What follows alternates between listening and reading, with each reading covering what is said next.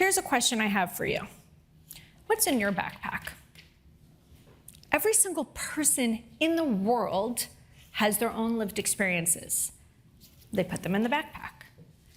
They also have their own interpretation of that experience. That goes in the backpack. That interpretation influences how they see themselves, the world, and other people around them.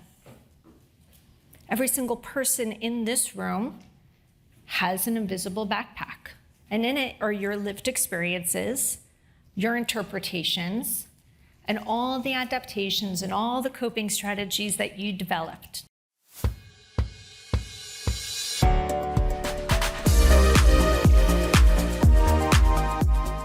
Our next speaker is Stacey Uhrig, a certified trauma care practitioner, rapid transformational therapy practitioner, and the host of Flip Your Mindset podcast. Stacey specializes in helping people understand how trauma and core beliefs shape their emotional lives. Today, she's here to guide us through Befriending Our Anxiety, where she'll show us how to shift from feeling overwhelmed to empowered. Welcome, Stacey Uhrig.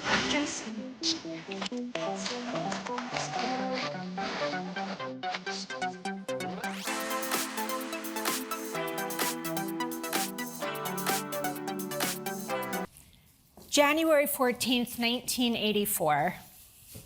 It was a Saturday. How do I even know that? I know that because that's the first time I ever experienced anxiety. I was sitting in a cold room in a new home that didn't feel like mine, and I was 12 years old. Let me take you back a moment. 5 months earlier, in August, my parents had gotten divorced. That night, both were engaged. 2 months later, in November, my father got remarried. In December, I had to put my dog, Gidget, a toy black poodle, to sleep, leave the house I've only ever known, leave my whole community, move into a new town that was super unfamiliar, start a new school, celebrate a holiday, and I turned 12. 2 weeks later, I'm sitting in that cold room, and my mother is getting married the next day. Downstairs, there was a huge celebration going on. People had come in from all over for this momentous occasion, but yet upstairs, I'm not celebratory. I didn't really have the language to how I felt in that moment, but what I now know is that I felt very overwhelmed, very scared, very insecure, and very confused. In that moment, in that room, something happened I had never experienced before. My stomach started to burn. You know that feeling when everything just starts to tighten up? My chest felt like there was a train running through it. It was rumbling. I felt like if you touched it, you could feel it. And my throat felt like it was gonna close up. And the next thing I know, I'm sitting on the side of my bed and I'm puking into a wastebasket. Now, in that moment, I thought to myself, am I sick? Guys, it was 1984. You weren't sick unless you had a fever. Remember? Right, so I knew I wasn't sick, but I knew something wasn't right. Shortly thereafter, my aunt came upstairs to check on me, and I told her what happened. She went downstairs and got my mom. I told her what happened, and her response was, "You'll be fine." That moment, anxiety moved into my system. I just didn't know her name yet. After my mom and my aunt went downstairs, I did what I thought I was supposed to do. I adapted. I cleaned myself up. I got myself together, and I went downstairs to welcome our company. That whole moment probably only lasted, I'm gonna say, about 10 minutes. However, the anxiety stayed with me for decades. That new sensation moved into my nervous system and became my ride or die, like my old toy poodle, Gidget. She never left my side. She became a constant hum in my body, something I couldn't shake even if I wanted to. She never, ever let me rest. I found myself in a constant survival mode, 24/7. It was almost like I had this packed go bag. You know that feeling where you can just never rest? That kind of sensation, constantly 24/7 in middle school and high school, is not a good combination. It impacted my ability to think. It impacted my ability to do school. I was having a really hard time memorizing things, and I knew I was very bright. I did not know what was happening. And while my peers were getting ready for SATs and were mastering how to take tests, I had mastered how to decode danger. Always being on alert. Seeking safety in a world that didn't feel safe to me. I thought moving away to college could help me. I got there further away from my threats, but she moved in with me, like a roommate that I didn't really want. And she had a purpose. It was a constant whisper in my nervous system, always be alert, never let down your guard. When I graduated from college, and I started my career in my mid-20s, this anxiety, it kind of took on a new role. I hadn't really known my life without her for the past 10 years. So now she was this roommate that had moved in that I kind of started to like. She no longer was debilitating me, it was more like an engine. I became highly proficient. I became super effective. I was very reliable. I was hyper independent, and those things in the workforce, they're praised. You do well with that kind of extra energy. In my mid-20s, I joined my family business, and I found myself in this role where all of this helped me. I was running meetings with C-suite executives from companies like Accenture all the way to Microsoft. I was creating strategies. I was hiring people. I was unstoppable. I was the first to enter the day, and I was the last to leave. I was known as reliable, efficient, and effective. But then something happened. One day, I'm in the break room. You know the break room. It's got the linoleum tile and the fluorescent lights. And I'm standing in front of the coffee machine. And I can't choose between hazelnut or vanilla. Somebody that could master an Excel workbook with 100 Excel worksheets, who was running these strategies and hiring these people, didn't know how to pick which coffee she wanted. Something was wrong. I didn't feel sad, I didn't feel angry, I was feeling nothing. I was numb, I was empty. That did not make any sense because see, in that moment, my life was good. I had a thriving business that was very financially successful. I was married to the guy next door, the love of my life.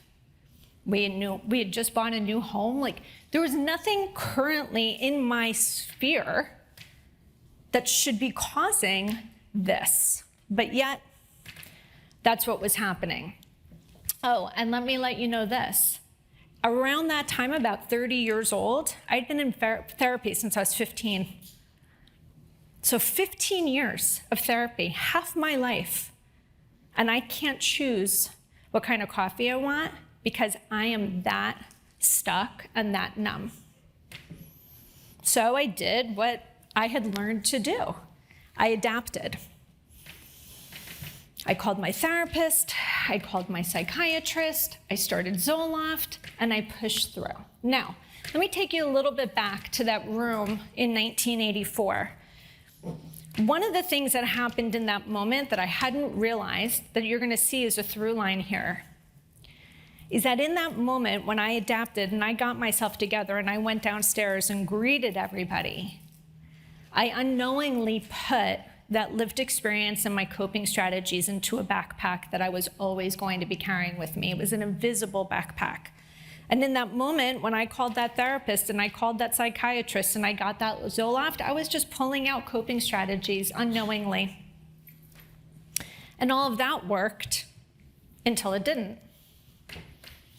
About 10 years later, a series of unfortunate events occurred. Lehman Brothers had closed. And without getting into specifics, that was a massive catastrophe for my business. And we ended up becoming collateral damage. We had to close my business. I had 60 employees, I had 16,000 square feet. And in that moment, anxiety came back in. There was no amount of Zoloft that could hold her back. She broke down the damn door, laid down on my couch, and turned the volume up to 100. She wasn't going anywhere. I had become a stay-at-home mom. My business had closed. I had a 3.5-year-old and an 8-year-old. There was no more office to go to, no more meetings to be had, no more partner engagements, no more to-do lists, but my life was unraveling. The closing of that business had caused financial wreckage for my company, or for me personally, my company, yes, but for me personally. We had millions of dollars in debt owed to a credit union. My house was collateralizing that debt, and I probably honestly signed over my firstborn in some piece of paper that I didn't know about. To say that my anxiety was at the top it could possibly be is an understatement. Oh, and by the way, my husband worked for me. Yeah.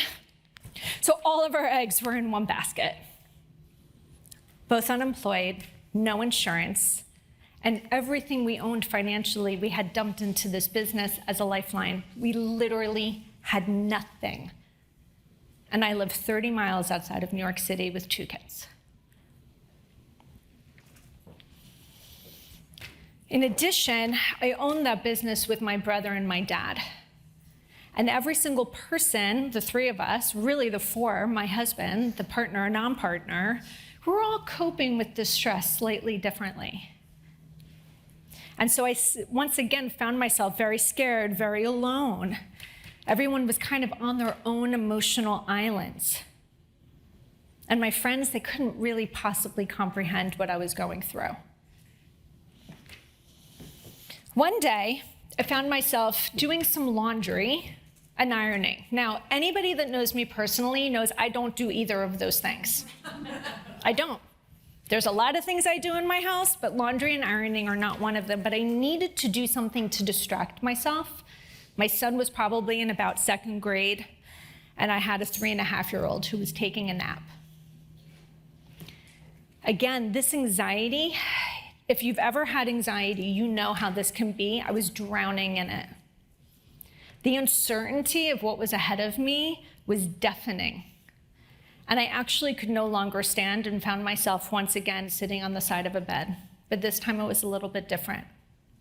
I had tears streaming down my face. I remember this so vividly. I almost couldn't breathe. The anxiety was so bad. But in that moment, something changed. I had been saying to myself over and over, how do I get rid of this sensation? I'm drowning. But instead, what I sat on that bed and I did was I raised my arms and I literally looked up and I said out loud, I surrender. I surrender to a lot of things, trying to control and outpace this anxiety. I surrender to trying to control outcomes. I surrendered to the fact that the universe had a plan, and I needed to just start to ride the wave and stop fighting it. In that moment of that quiet, something happened. I felt liberated, I felt lighter, and I realized that invisible backpack I told you about was sitting right next to me. And I had this opportunity to start to unpack it and get curious.